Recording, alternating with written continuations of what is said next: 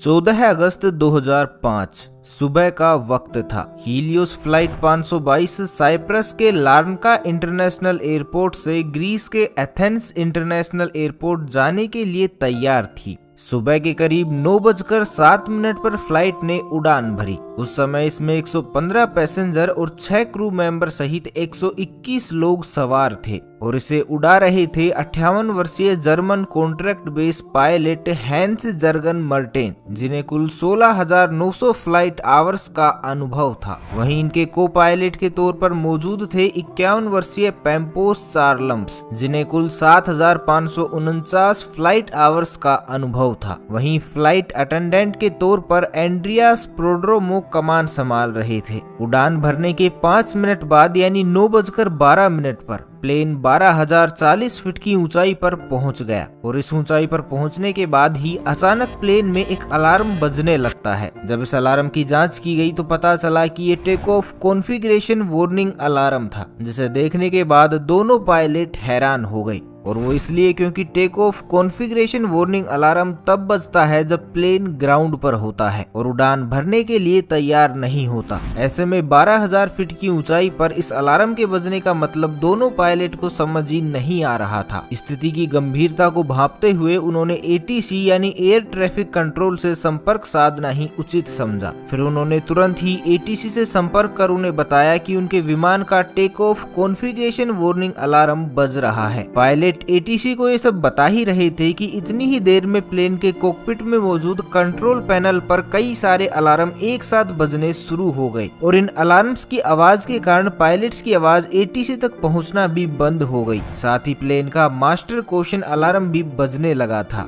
जिसका मतलब था कि प्लेन के कई सारे सिस्टम एक साथ ओवरहीट हो चुके हैं। दोनों ही पायलट्स की दिक्कतें अब बढ़ने लगी थी। उन्हें कुछ समझ नहीं आ रहा था कि अचानक ये सब क्या हो रहा है। इधर ये सब देखकर प्लेन में अफरा तफरी का माहौल बन गया। क्रू मेंबर लगातार यात्रियों को शांत कर रहे थे। सभी पैसेंजर्स को सांस लेने में काफी ज्यादा दिक्कत आ रही थी, इसलिए उनके ऑक्सीजन मास्क अपने आप ही नीचे आ गए। दरअसल जब प्लेन में ऑक्सीजन का लेवल कम होता है तो ऑक्सीजन मास्क अपने आप ही नीचे आ जाते हैं। इस दौरान प्लेन लगभग 18,000 फीट की ऊंचाई पर था। पायलट बार बार एटीसी से संपर्क कर उन्हें अपनी समस्या बताने का प्रयास कर रहे थे, लेकिन उनकी बात एटीसी तक पहुंच ही नहीं पा रही थी और कुछ ही देर में प्लेन का एटीसी से कनेक्शन भी पूरी तरह टूट गया। इसके बाद भी एटीसी ने बार बार फ्लाइट से संपर्क साधने की कोशिश की, लेकिन उन्हें कोई उत्तर नहीं मिला। प्लेन अब लगातार ऊपर की ओर बढ़ता जा रहा था। आमतौर पर इस रूट पर फ्लाइट को लगभग 1 घंटे और 45 मिनट का समय लगता है, यानी करीब 10:45 पर इस प्लेन को एथेंस एयरपोर्ट पर पहुंचना था।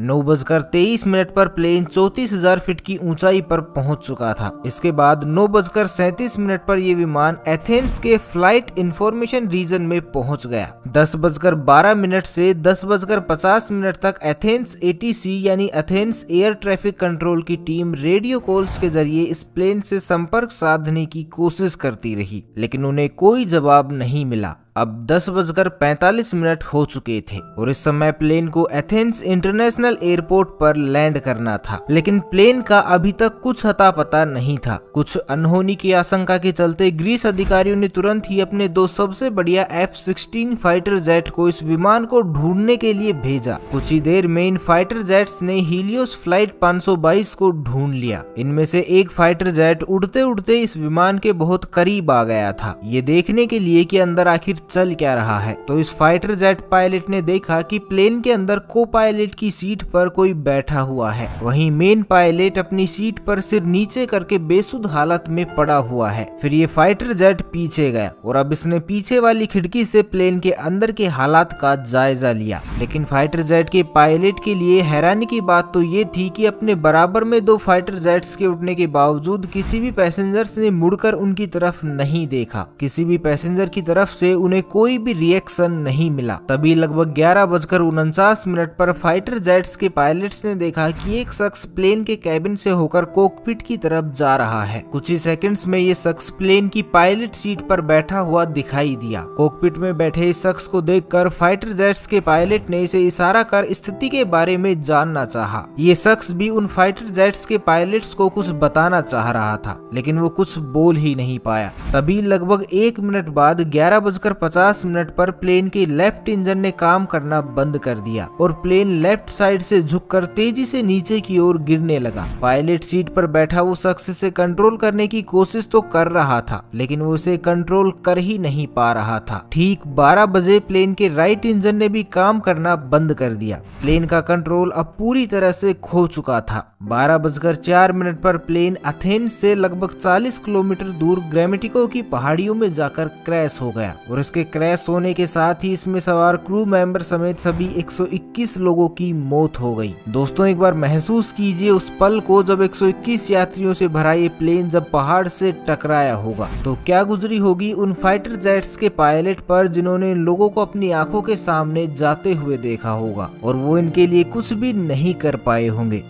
इसके बाद ग्रीस में फ्लाइट 522 के क्रैश होने की खबर सभी जगह आग की तरह फैल गई। तुरंत रेस्क्यू ऑपरेशन चलाया गया। सभी 121 लोगों की डेड बॉडी को एक एक करके ढूंढकर बाहर निकाला जाने लगा, लेकिन जब हादसे में मिली कुछ लोगों की डेड बॉडी की ऑटोप्सी की गई तो एक चौंका देने वाली बात सामने निकल कर आई। दरअसल जहाज में मौजूद ज्यादातर सभी लोग और पायलट्स प्लेन के क्रैश होने से पहले ही मर चुके थे। तो अब यहाँ सबसे बड़ा सवाल ये था कि जब पायलट प्लेन के क्रैश होने से पहले ही मर चुके थे तो लगभग 2 घंटे तक प्लेन का कंट्रोल किसके पास था। तो दोस्तों, हमने वीडियो की शुरुआत में एक व्यक्ति का जिक्र किया था, फ्लाइट अटेंडेंट एंड्रियास प्रोड्रोमो। जी हाँ, वो एंड्रियास प्रोड्रोमो ही थे जिन्होंने अभी तक इस जहाज को संभाले रखा था, क्योंकि अंत में उनकी ही आवाज एटीसी को सुनाई दी थी। एंड्रियास ने करीब 5 बार मेडे मेडे कहकर मदद की गुहार लगाई थी। Mayday. Flight 5. एंड्रियास के पास यूके कमर्शियल पायलट का लाइसेंस तो था, लेकिन उन्हें इतना एक्सपीरियंस नहीं था कि वो बोइंग 737 जैसे प्लेन को कंट्रोल कर सके। लेकिन बावजूद इसके वो इस विमान को घनी आबादी के क्षेत्र से दूर ले जाने में कामयाब रहे। जब एक्सपर्ट्स ने इस घटना के पीछे की वजह जानने के लिए जांच शुरू की तो उसमें सामने आया कि जब प्लेन लेफ्ट साइड में झुक गया था तो इसका कारण ये था कि प्लेन के लेफ्ट इंजन में फ्यूल खत्म हो गया था। लेकिन अभी भी इस हादसे की जड़ तक पहुंचा जाना बाकी था। तभी अचानक एक इन्वेस्टिगेटिव ऑफिसर की नजर कंट्रोल पैनल के एक बटन पर पड़ी और ये बटन था प्लेन के प्रेशर को सेट करने का। इस बटन को देखते ही उस ऑफिसर को पूरी कहानी समझ में आ गई। आपकी जानकारी के लिए बता दें कि प्रेशराइज बटन पूरे जहाज में एयर का प्रेशर कंट्रोल करता है। जनरली जहाज के बाहर लगे इंजन बाहर की हवा को थोड़ा थोड़ा करके अंदर भी भेजते रहते हैं ताकि विमान के अंदर बैठे लोगों को ऑक्सीजन मिल सके। आमतौर पर इस प्रेशराइज बटन को ऑटोमेटिक मोड पर ही रखा जाता है और अगर कभी इसे मैनुअल मोड पर किया भी जाए तो कैप्टन व को पायलट को इसका ध्यान रखना पड़ता है। अब हादसे की जड़ तक पहुँचने के लिए हम आपको घटना से 1 दिन पहले ले चलते हैं, जब बोइंग 737 का ये जहाज अपनी रूटीन सर्विस पर गया हुआ था। वहाँ इसको अच्छे से चेक करके इसकी सर्विस की गई और वहीं इसकी जांच करने वाले लोगों ने इसे मैनुअल मोड पर करके इसे पायलट को सौंप दिया था। विमान की उड़ान भरने से पहले पायलट और को पायलट दोनों का इस ओर ध्यान ही नहीं गया कि उनके प्लेन का मैनुअल मोड चालू ही रह गया है और इसके कारण जहाज में धीरे धीरे ऑक्सीजन की मात्रा घटने लगी थी,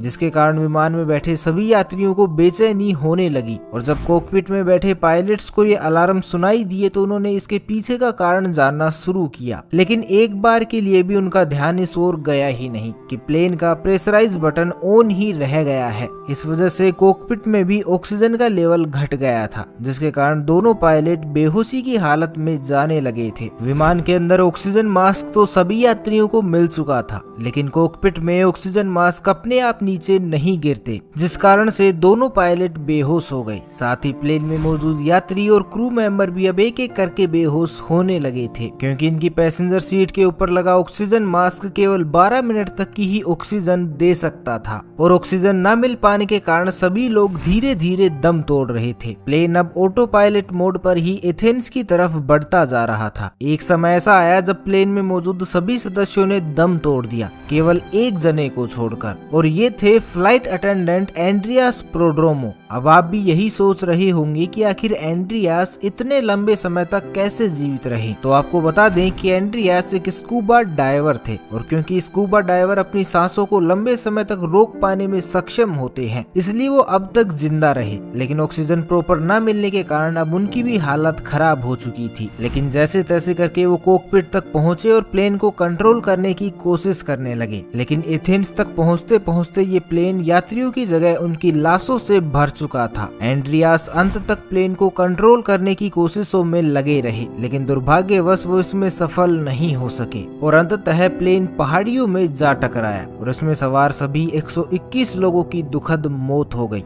इस घटना के लगभग 15 महीनों बाद ग्रीस के अधिकारियों ने इस घटना की रिपोर्ट पेश की, जिसमें बताया गया कि इस पूरी घटना के लिए सिर्फ और सिर्फ एक बटन जिम्मेदार था, प्लेन का प्रेशराइज बटन, क्योंकि ये बटन उस वक्त मैनुअल मोड पर था। लेकिन भले ही अधिकारियों को ये नहीं लगता हो, पर हमारी नजर में असल दोषी उस सर्विस सेंटर के एम्प्लॉय थे जहां प्लेन रूटीन सर्विस के लिए गया था, क्योंकि उन्होंने इस प्रेशराइज बटन को ऑटो से मैनुअल मोड पर कर दिया था। लेकिन इस बात की खबर किसी को भी नहीं दी थी। ऐसे में या तो उन्हें इसे वापस ऑटो मोड में डालना चाहिए था या पायलट को इस बात से अवगत करवाना चाहिए था, लेकिन उन्होंने ऐसा कुछ नहीं किया। शायद अगर वो इतनी बड़ी लापरवाही नहीं करते तो उस दिन 121 लोगों को अपनी जान नहीं गंवानी पड़ती। तो आपकी इस बारे में क्या राय है, हमें कमेंट करके जरूर बताइए। तो बस आज के लिए इतना ही, मिलते हैं एक नए वीडियो में। तब तक के लिए खुश रहें, मस्त रहें, हंसते रहें। भगवान करे आप सभी का दिन शुभ हो।